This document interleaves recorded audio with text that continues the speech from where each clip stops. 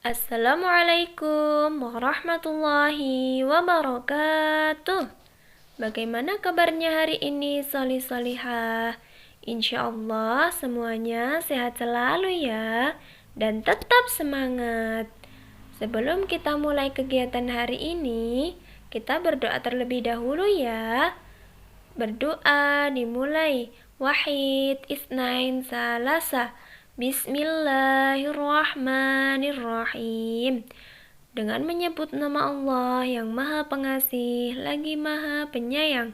In the name of Allah, the most gracious, the most merciful. Amin.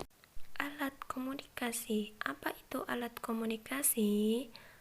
Alat komunikasi adalah suatu alat atau sarana yang digunakan untuk menyampaikan pesan atau informasi kepada orang lain. Jadi, kalau kita ingin menyampaikan pesan atau informasi, kita bisa melalui alat komunikasi atau berkomunikasi.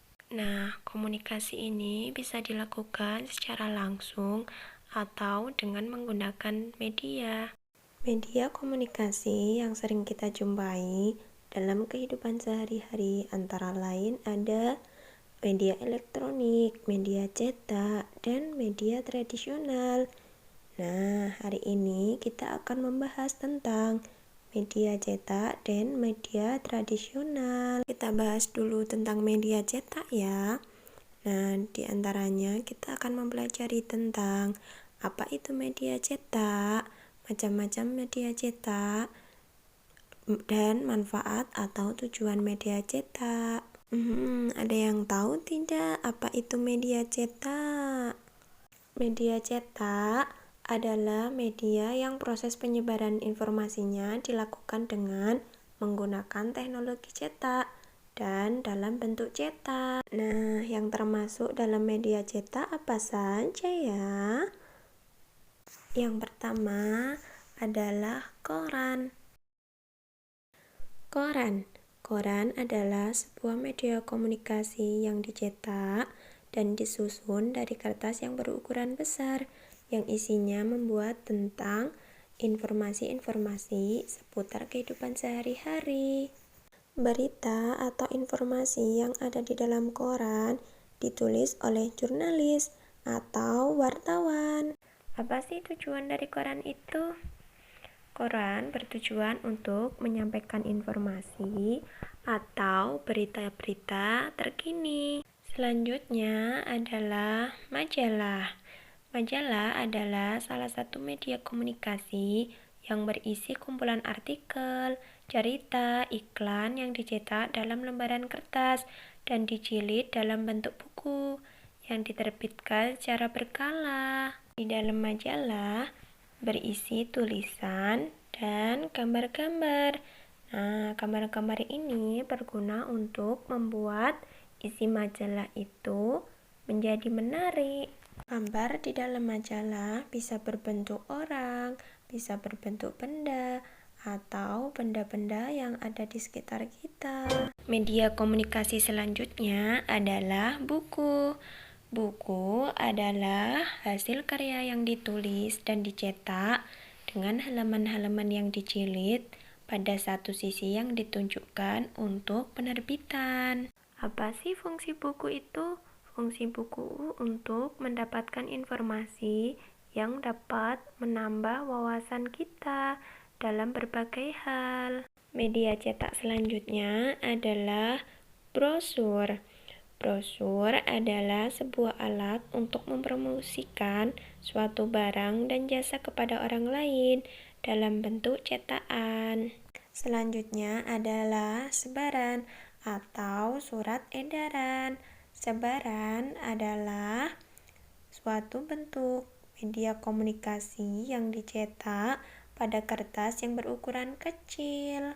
Ciri sebaran adalah mudah dibawa, berwarna-warni, dan mudah dibaca. Biasanya sebaran diberikan kepada orang yang lalu lalang di jalan. Nah, solih-solihah itu tadi macam-macam dari media cetak. Yuk kita sebutkan apa saja macam-macam alat komunikasi dari media cetak.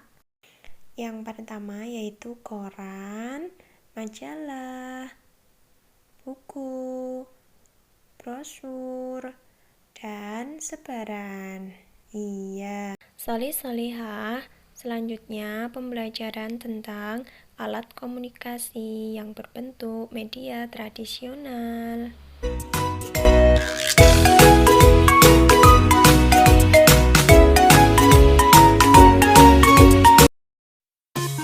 Alat komunikasi tradisional. Nah, anak-anak, apa sih itu alat komunikasi tradisional? Alat komunikasi tradisional adalah alat komunikasi yang belum menggunakan sebuah teknologi ataupun masih bersifat manual. Di sekitar kita. Nah, apa saja ya macam-macam alat komunikasi tradisional? Yuk kita simak videonya. Yang pertama adalah kentongan. Apa?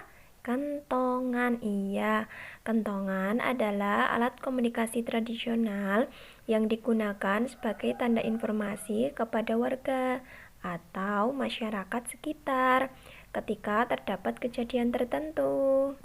Kentongan merupakan alat komunikasi yang masih digunakan hingga sekarang. Pada zaman dahulu, kentongan berfungsi sebagai alat komunikasi untuk memberitahukan bahwa sudah terjadi peristiwa. Misalnya seperti ada maling, ada gempa bumi, ada orang meninggal, dan yang lainnya. Alat komunikasi yang kedua adalah beduk. Beduk adalah gendang besar yang biasa dibunyikan untuk pemberitahuan mengenai waktu sholat. Nah, biasanya beduk ini ada di masjid atau musola. Beduk ini masih digunakan sampai sekarang, berfungsi untuk memberitahukan bahwa waktu sholat sudah tiba. Alat komunikasi tradisional selanjutnya adalah lonceng.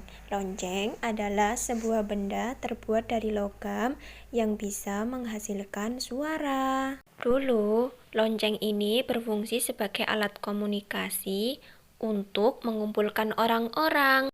Untuk sekarang ini masih bisa kita jumpai lonceng di sekolah-sekolah, berfungsi untuk mengumpulkan peserta didik. Alat komunikasi tradisional selanjutnya adalah peluit.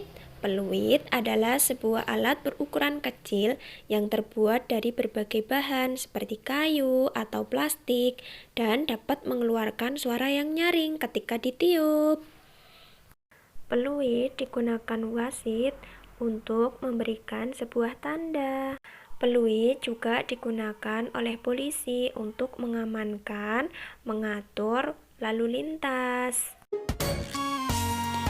Selanjutnya adalah surat. Surat adalah sarana komunikasi untuk menyampaikan informasi yang tertulis oleh suatu pihak kepada pihak lain dengan tujuan memberikan pesan dari pengirim. Sebelum ada HP, surat berfungsi sebagai alat komunikasi untuk mengirimkan pesan kepada keluarga kita yang jauh. Alat komunikasi tradisional selanjutnya adalah bendera semafor. Bendera semafor ini adalah bendera yang digunakan untuk mengirim dan menerima berita. Bendera ini sering digunakan oleh anggota pramuka. Alat komunikasi tradisional selanjutnya adalah asap. Apa? Asap. Iya, asap. Asap merupakan salah satu cara yang efektif untuk memberitahukan keberadaan kita atau suatu peristiwa. Nah, solih-solihah semuanya, itu tadi adalah macam-macam alat komunikasi tradisional. Apa saja ya alat komunikasi tradisional tadi? Yuk kita sebutkan. Apa saja ya? Iya, kentongan, terus beduk, ada lonceng, ada peluit, ada surat, ada bendera semapur, dan yang terakhir apa? Asap. Wah, solih-solihah semua, hebat-hebat semua ya. Cukup sekian dari Ustazah. Semoga bisa bermanfaat untuk solih-solihah semua ya. Wassalamualaikum warahmatullahi wabarakatuh.